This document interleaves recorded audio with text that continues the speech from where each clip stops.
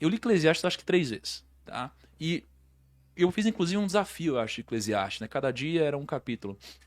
E eu lembro que quando eu fui lendo, e estudando e refletindo, né? Eu fui chegando mais pro final de Eclesiastes, eu comecei a ver que tem uma linha de raciocínio.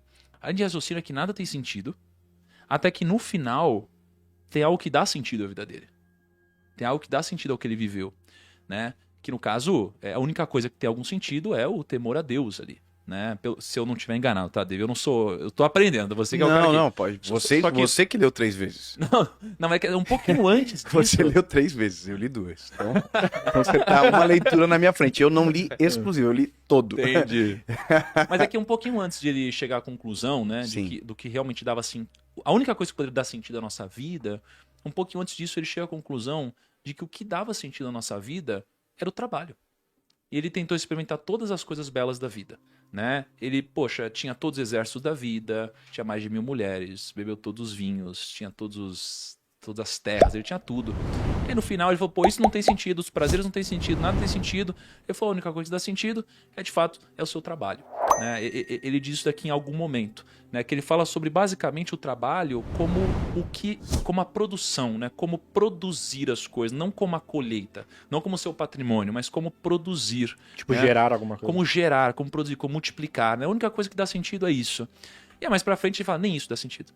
A única coisa que dá sentido, de fato, é Deus, né? O que você pode falar um pouquinho de Salomão que você acha assim, que é um grande aprendizado ou que a gente poderia trazer para nossa vida para ajudar a gente a viver melhor de alguma forma ou alguma história de Salomão que você acha legal? O texto é a prova que na vida a gente vai mudando de opinião. Entendeu? Então, quando nós estávamos entrando aqui, eu te fiz uma pergunta. Quantos anos você tem? Você falou 31. Então, ao longo da nossa vida, a gente vai mudar as listas de prioridades centenas de vezes. Total. Entendeu? Só que o topo da pirâmide, lá em cima dessa lista de prioridades, a gente não deveria mudar. Né? Deus deveria sempre estar lá em cima, naquele lugar intocável. Né? Então, tudo passa por ele, tudo vem dele e tal. Salomão é a prova que mesmo você tendo tudo, você pode perder o sentido de tudo. Mesmo você tendo a melhor e a maior colheita, você pode se desgostar da vida. Então, o que fica claro é que existem corridas que são inúteis. Então, a corrida do dinheiro, com todo respeito, eu sei que isso aqui é algo... vocês falam sobre recurso e tá tudo bem, não tem nada a ver. Mas é uma corrida inútil, de uma certa forma. E eu não tô falando de trabalho, eu tô falando de uma visão de um alvo errado. Porque dinheiro perde valor, dinheiro muda de valor. Sempre vai ter alguém que tem mais, alguém que vai ter menos. Então, são competições que não acabam.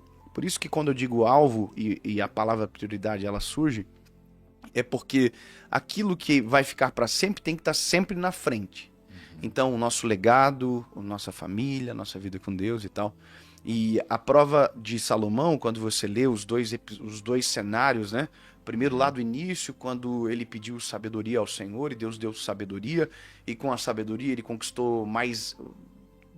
que todo e qualquer homem na terra conquistou de dinheiro e riqueza. E esse cara que conseguiu tudo, no final descobriu que aquilo não tinha sentido.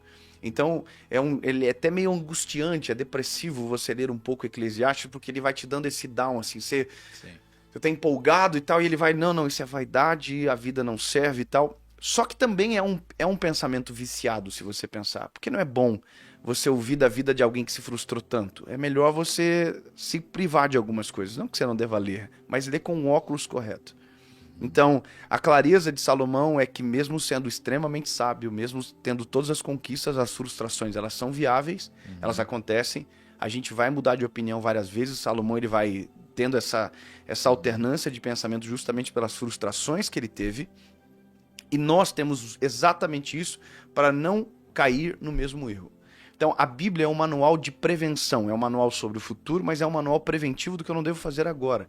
Então, quando eu vejo o final, eu preciso entender que por mais que o começo tenha sido lindo, o final tem muito mais lição sobre mais do que o próprio começo.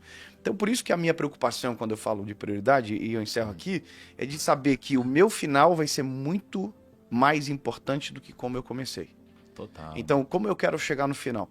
Eu quero chegar no final, cara, com todas as pessoas que passaram no meu caminho dizendo, cara, o David não mudou.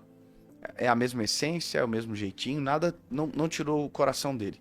os meus filhos apaixonados pela nossa vida, pelo que Deus nos fez construir, pelo pai me honrando, respeitando e eu amando Jesus do mesmo jeito com a mesma esposa. Só isso. Ah, você quer ter quanto de dinheiro? Não penso nada disso. Quantos de seguidores você tem? Vai mudar a plataforma, daqui a pouco muda. Daqui a pouco muda. Meu canal caiu, podia ter caído para sempre. E aí, eu trabalhei 4 anos da minha vida, chegou a quase 8 milhões de inscritos e pode cair para sempre. Mas tem coisas que, se aquilo tiver no meu centro de prioridades, eu posso frustrar com todo o resto, entende?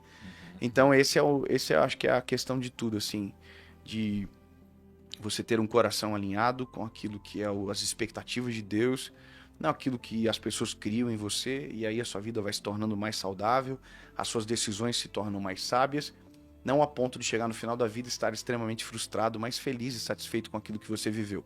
Assim como o apóstolo Paulo termina: combati um bom combate, guardei a minha fé, acabei a minha carreira.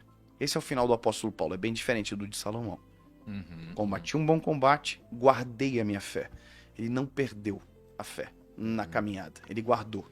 Salomão perdeu, né, cara? Salomão perdeu.